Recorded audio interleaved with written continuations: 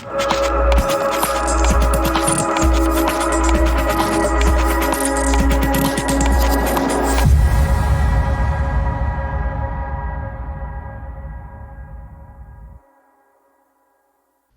الله الرحمن الرحیم. عبدالله رضایی هستم، ماستر آموزش ریاضی. بسیار خوشحال هستم که در خدمت شما متعلمین عزیز و گرامی هستم با مضمون ریاضی صنف 12. خب متعلمای عزیز و گرامی، ریاضی صنف 12 فصل 4 انتگرال جلسه 6. ما در این جلسه فرمول های انتگرال گیری را ادامه شده میخوانیم. درست است؟ 4 فرمول در جلسه قبل خواندیم و ادامه فرمول ها را در این جلسه میخوانیم. خب عزیزان با ما همراه باشید.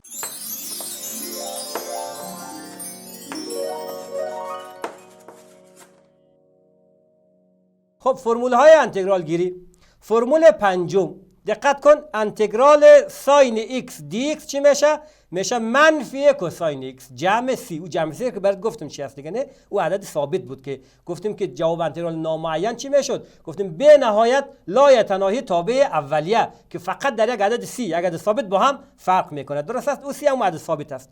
پس انتگرال ساین ایکس چی میشه؟ ساین ایکس دی ایکس میشه منفی کوساین ایکس. دقت کن انتگرال و مشتق گفتیم ضد هم هستن. انتگرال نامعین گفتیم بعضی از کتاب ها انتگرال نامعین نامش چی میمونه؟ ضد مشتق.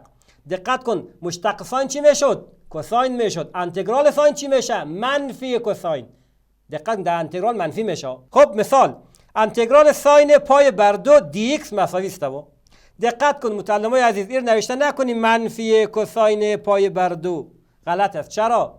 چون ما چی داریم؟ ساین ایکس چی میشه؟ منفی کوساین ایکس میشه. اما ساین پای بر 2، ساین پای بر 2 چی است؟ یک عدد است و یک ویژگی داشتیم، عدد از انتگرال میتونه خارج شود. پس این به این شکل میشه ساین پای بر 2 در انتگرال 1 دی ایکس. درست شد؟ انتگرال 1 هم چی میشد؟ ایکس. پس میشه ساین پای بر 2 ضرب در x جمع یک سی هم که گفتیم در آخر انتگرال همیشه میمانیم. درست است؟ جمع سی.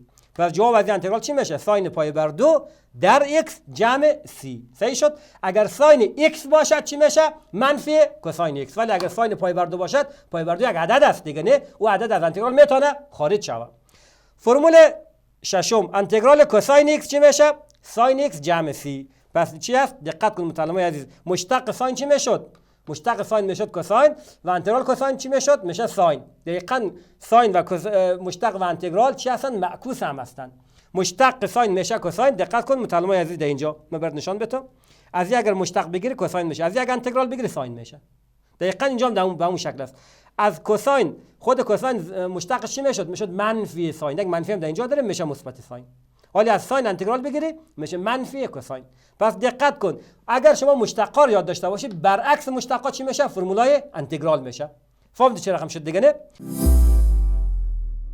فرمول 7 انتگرال سکند مربع ایکس دی ایکس که اگر یادتون باشه در یک جا ثبوت کردیم که سکند مربع با چی مساوی است؟ یک جمع تانجان مربع. پس سکند مربع ایکس با یک جمع تانجان مربع ایکس هر دوش مساوی است. حالا انتگرال هر دو فرق نمیکنه، هر کدامش باشه جواب چی میشه؟ تانجانت ایکس جمع سی. چرا؟ چون مشتق تانجان چی میشد؟ مشتق تانجان میشد سکند مربع یا یک جمع تانجان مربع. دقیقاً چی است؟ برعکس مشتق گیری است. صحیح شد؟ او جمع سی هم که برات گفتم آخر همیشه میمونیم. فرمول 8 انتگرال کوسکند مربع ایکس دی ایکس یا انتگرال یک جمع کوتانجانت مربع ایکس دی ایکس چی میشه؟ میشه منفی کوتانجانت ایکس جمع سی. صحیح شد؟ فهم چی رقم است دیگه، نه؟ فرمول 9 مشتق ارکساین یادتان است چی بود؟ مشتق ارکساین میشد یک بر جذر یک منفی ایکس مربع. درست است؟ حالی انتگرال یک بر جذر یک منفی ایکس مربع دی ایکس مساوی میشه با ارک ساین ایکس جمع سی. دقیقاً شما اگر فرمولای مشتق یاد داشته باشین برعکس چی میشه؟ فرمول انتگرال میشه. فرمول 10 انتگرال منفی یک بر جذر یک منفی ایکس مربع دی ایکس چی میشه؟ ارک کوساین ایکس جمع سی. چون مشتق کوساین چی بود؟ میشد منفی یک بر جذر یک منفی ایکس مربع. درست است؟ فرمول 11 مشتق ارک تانجان چی میشد؟ احسن، یک بر یک جمع ایکس مربع. حالی انتگرال یک بر یک جمع ایکس مربع دی ایکس چی میشه؟ ارک تانجانت ایکس جمع سی. فرمول 12 انتگرال منفی یک بر یک جمع ایکس مربع دی ایکس چی میشه؟ ارک کوتانجانت ایکس جمع سی. درست است؟ فرمول 13 مشتق ایبتا ایکس چی میشد؟ یادتان است خود ایبتا ایکس میشه نه. حالی انتگرال ایبتا ایکس چی میشه؟ خود ایبتا ایکس، اما جمع سی که گفتیم در جواب انتگرال همیشه جمع سی داریم. درست است؟ پس انتگرال ایبتا ایکس دی ایکس چی میشه؟ خود ایبتا ایکس جمع سی. این فرمول سوم بسیار فرمول مهمی است. و فرمول 14 مشتق ایبتا ایکس یادتان است، مطالعه دقت کنید، من اینجا براتون نوشته کنم. اگر اف ایکس ما باشد ای به توان ایکس زبرش چی میشد؟ اف زبر ایکس چی میشه؟ میشد خود ای به توان ایکس در ضرب در لن ای میشد دیگه نه. حال انتگرالش چی میشه؟ انتگرال ای به توان ایکس، دقت کنید اینجا را متعلمای عزیز، انتگرال ای به توان ایکس چی میشه؟ میشه خود ای به توان ایکس. اینجا چی بود؟ ضرب داره، چون انتگرال برعکس معکوس مشتق است چی میشه؟ تقسیم میشه. پس تقسیم بر لن ای. در اینجا ضرب در لن ای است، در اینجا تقسیم بر لن ای جمع سی. جمع سی که همیشه داریم نه. در اینجا هم گفتیم که ای ما بزرگ از 0 باشد، ای خلاف یک باشد. این چی است؟ یک تابع نمایی است دیگه نه. تابع نمایی قاعدهش گفتیم همیشه باید بزرگ از 0 باشد و یک هم نباشد. درست است؟ پس انتگرال ای به توان ایکس دی ایکس چی میشه؟ میشه خود ای به توان ایکس بر لن یا تقسیم بر لن ای جمع سی. درست است؟ پس این فرمولا رو یاد بگیرید حتما. باید ما پاک کنم. اگر فرمولای مشتق یادتان باشه دقیقاً برعکس از اینا چی میشه؟ فرمولای انتگرال میشه. خب از این فرمول 14 ما سوال داریم، یک مثال کار میکنیم تا متوجه باشید. مثال حاصل انتگرال های زید را دریافت کنید. اول انتگرال 2 به توان ایکس چی میشه؟ اعمالی گفتیم جوابش میشه خود 2 به توان ایکس تقسیم بر لن قاعده ما چند است؟ 2 جمع سی. دقت کن جمع سی رو باید حتما بانی ها. چرا؟ چون اگر سی رو نمانی فقط یک تابع میشه، در حالی که جواب انتگرال نامعین چند تابع است؟ لای تنهایی تابع است. احسن. پس جمع سی رو اگر نمانی جواب غلط است، فکرت باشد. سوال بعدی انتگرال 2 به توان ایکس جمع سی. این چه رقم کار کنیم؟ ما فقط انتگرال ای به توان ایکس یاد داریم، ولی یک قاعده در توانها بود اگر یادتان باشد به این شکل است. نگاه کنید، من میتونم به شکل نوشته کنم انتگرال 2 به توان ایکس ضرب در 2 به توان 3. این میشه به این شکل دی ایکس هم که داریم نه میشه نوشته که. چرا؟ چون نگاه کنید در اینجا قاعده مساوی است، یک از قاعده رو نوشته میکنیم، توانها با هم چی میشه؟ قاعده مساوی است، ضرب هم است بینش، یک از قاعده نوشته میکنیم، توانها با هم جمع میشه، ایکس جمع سه. پس به این شکل 2 به توان ایکس جمع 3 رو میتونیم نوشته کنیم 2 به توان ایکس ضرب در 2 به توان 3. حالا 2 به توان 3 چند است؟ 8 است دیگه نه. 2 به توان 3 2 ضرب در 2 ضرب در 2 چند میشه؟ 8 میشه. و این ضرب است، همون کاست از انتگرال میتونه خارج شه. پس این خارج میکنیم. پس چی میشه؟ پس این به این شکل میشه 2 به توان 3 انتگرال 2 به توان x dx. خب انتگرال 2 به توان x چی میشه؟ اول گفتیم 2 به توان x بر لن 2. پس میشه 2 به توان 3 ضرب در چی؟ 2 به توان x بر لن 2 جمع سی هم که میتونیم نوشته کنیم. خب مطلمه از 2 به توان 3 هم چند میشه؟ 8 میشه. من این بجاش میتونم 8 نوشته کنم. پس میشه 8 ضرب در 2 به توان x بر لن 2 جمع سی. صحیح شد؟ پس یک مثال بسیار خوب کار کردیم از فرمول 14. فرمول 15 انتگرال 1 بر x dx، یا میتونیم 1 بر x چی نوشته کنیم؟ x توانش چند است؟ x توانش 1 است. دور در صورت ببرین توانش میشه -1. این یک قاعده است میفهمیم دیگه نه. ما یک متحول از مخرج در صورت ببریم توانش یک منفی ضرب میشه نه. پس یا انتگرال 1 بر x dx یا انتگرال x به توان -1 چی میشه؟ میشه لن قیمت مطلقه x جمع سی. چرا؟ چون اگر یادتان باشد مشتق لن x چی میشد؟ 1 بر x میشد نه. دقیقاً برعکس از این. انتگرال 1 بر x چی میشه؟ لن قیمت مطلقه x جمع سی هم که داریم. فرمول 16 یکی از مهمترین فرمول است، چون سوال خیلی از این میشه کار کرد. دقت کن. انتگرال یو زبر بر یو دی ایکس، یعنی مشتق خود مشتق در صورت باشد خود تابع در مخرج باشد. مشتق در صورت خود تابع در مخرج باشد چی میشه؟ میشه لن قیمت مطلقه مخرج.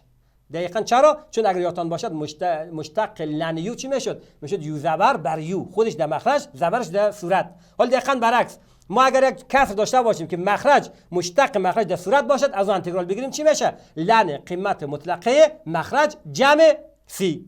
درست است؟ سیر که برات گفتیم دیگه نه. ما از این مثال کار کنیم برات. مثال حاصل انتگرال زید را دریافت کنید. اول انتگرال تانجانت x چی میشه؟ تانجانت سکند مربع. درست است؟ نه خیر، مشتق تانجانت سکند مربع میشه و انتگرال سکند مربع تانجانت میشه. حالا انتگرال خود تانجانت ما میخوایم. دقت کن در اینجا مطلمه از نگاه کنید. تانجانت x ما اگر زبر ازش بگیرم چی میشه؟ میشه سکند مربع x. حالا اگر از سکند مربع ما انتگرال بگیرم تانجانت میشه، ولی ما میخوایم چیکار کنیم؟ از خود از تانجانت میخوایم انتگرال بگیریم. صحیح شد؟ حالا این رو چه رقم حل کنیم؟ این رو از فرمول 16 حل میکنیم. چه رقم؟ به این شکل. دقت کن. خود تانجان چی است؟ خود تانجان من میتونم نوشته کنم، انتگرال تانجان نوشته کنم ساین ایکس بر کوساین ایکس دی ایکس. درست است؟ بجای تانجان چی نوشته کردم؟ ساین بر کوساین. خب دقت کن متعلمای عزیز، مخرج ما چی است؟ مخرج ما اگر دقت کنی کوساین است. مشتق کوساین چی میشه؟ منفی ساین. آیا در صورت است؟ نه خیر، صورت ساین است، یک منفی نداره. خب منفی رو ما خودمون میتونیم ضرب کنیم. یک منفی در پشت ساین ضرب، یک منفی هم در بیرون انتگرال ضرب میکنیم. درست است؟ پس منفی رو من نیاز دارم خودم ضرب میکنم. یک منفی در اینجا ضرب میکنم، یک منفی در اینجا ضرب. منفی در منفی چی میشه؟ مثبت میشه. حالا منفی، حالا اگه دقت کنین مخرج ما چی است؟ کوساین ایکس. ضربش چی میشه؟ منفی ساین. در صورت است؟ بله. پس چی میشه؟ میشه لن قیمت مطلقه مخرج، فرمول 16ام.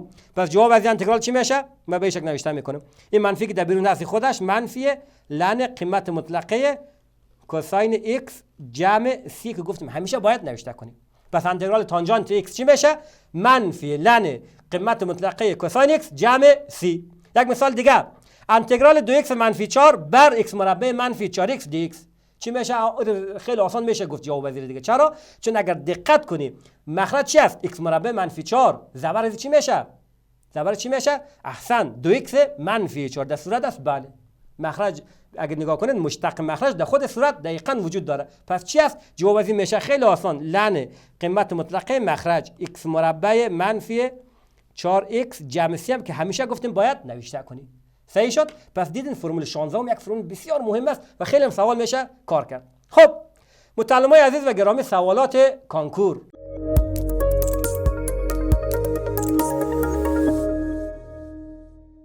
سوال اول، انتگرال 1 بر 3 به توان x جمع 4 dx مساوی است به فرم اول بلخ 1398.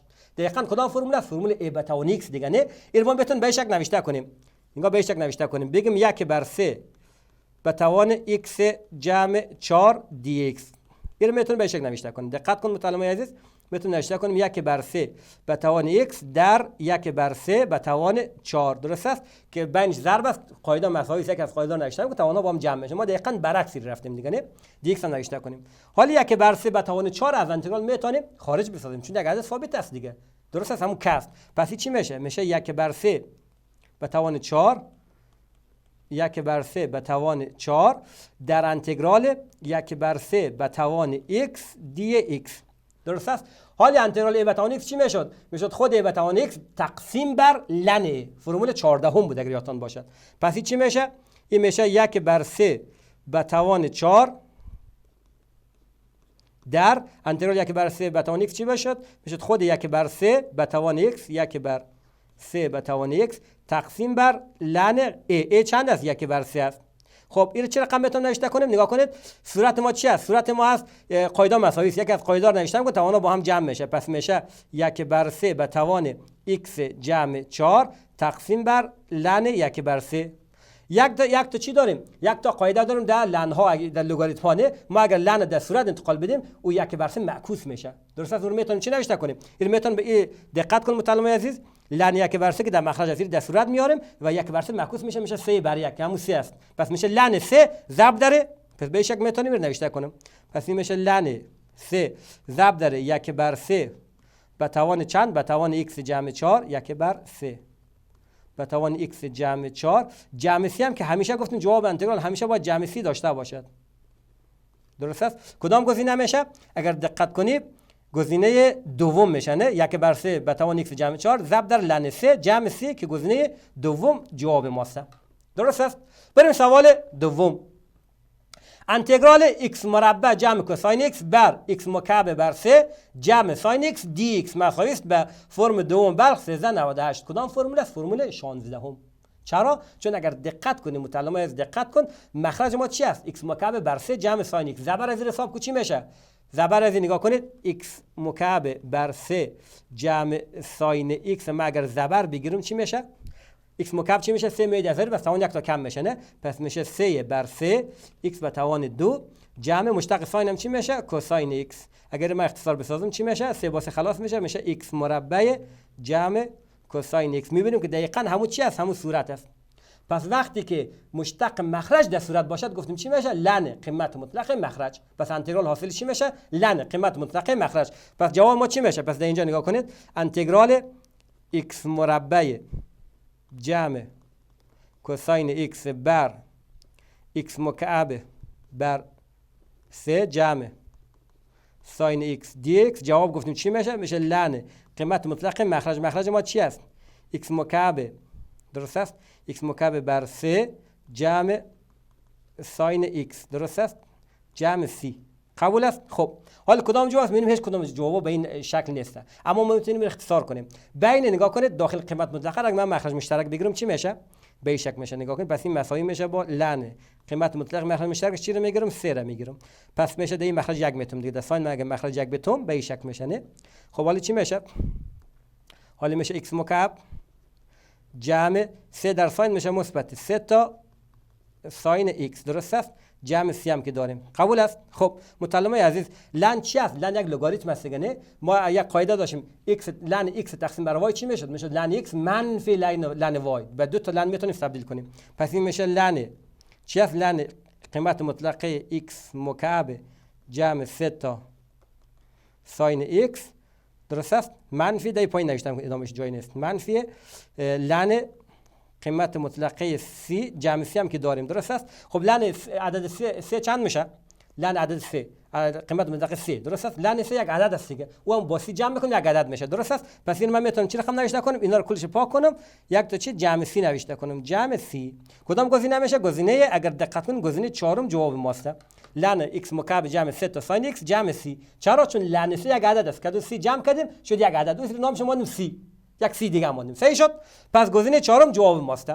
سوال سوم انتگرال 3 دی ایکس بر سکند ایکس مساوی است به فرم اول کاپیسا 1398. اول از همه 3 چی است؟ یک عدد ثابت است. انتگرال خارج کنین. پس این مساوی میشه با چی؟ 3 تا انتگرال 1 بر سکند ایکس دی ایکس، درست است؟ خب حالا سکند ایکس چی است؟ خود فرمول سکند چی بود؟ 1 بر کوساین نه. پس اینو میتونم به شکل نوشته کنم 3 تا انتگرال خط کسی 1 در صورت باز خود از 1 بر کوساین ایکس دی ایکس. به یک صورت مخرج 1 بتین برش، صورت در صورت مخرج در مخرج چی میشه؟ پس این مساوی میشه با 3 تا انتگرال صورت بر صورت میشه کوساین ایکس. مخرجم که 1 در 1 میشه، یک لازم نیست نوشته کنیم دی ایکس. حالا انتگرال کوساین چی میشد؟ انتگرال کوساین منفی ساین نمیشه، مشتق کوساین منفی ساین میشه. انتگرال کوساین خود ساین میشه. دقت کن. پس این میشه 3 تا ساین ایکس، درست است؟ خب جمع سی هم که داریم جمع سی. اما کدام جواب است؟ میبینیم در جوابا نیست. اگر دقت کنید گزینه چهارم رو بیام اختصار کنم، نگاه کنید گزینه چهارم میشه 3 تا 3 بر چند بر من بالاتر نوشته کنم. من گزینه چهارم اگر اختصار کنم میشه چی؟ میشه 3 بر کوسکند ایکس، درست است؟ خب کوسکند تعریفش چی است؟ هست 1 بر ساین. احسنت. پس میشه 1 بر ساین ایکس. بس مخرج 1 بتین دور به دور نزدیک به نزدیک بس مخرج 1 متر دور به دور نزدیک به نزدیک اگر بکنیم چی میشه؟ دور به دور میشه 3 تا ساین ایکس بر چی؟ بر 1 دیگه نه.